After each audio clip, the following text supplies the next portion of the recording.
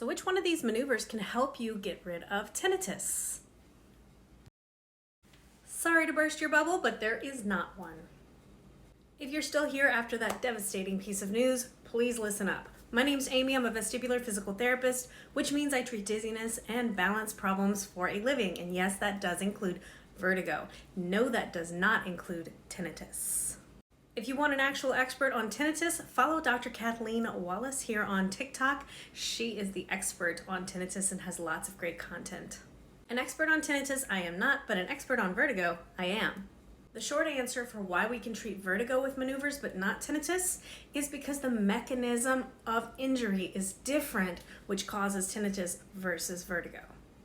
You see, with tinnitus, the problem is generally considered central, which means that the brain tissue or the nerve tissue itself is having trouble reading signals about the vibrations of the cochlea or sending that signal to the brain or processing those signals. So the problem lies within the nerves.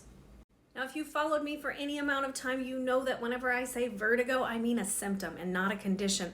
But when most people refer to vertigo as a condition, they are talking about this, benign paroxysmal positional vertigo, which means there are crystals that have broken loose in your inner ear canal. This is known as a peripheral problem, which means the inner ear canals are having a mechanical issue with the way that they read signals about fluid movement and then send those signals through nerve endings to your brain.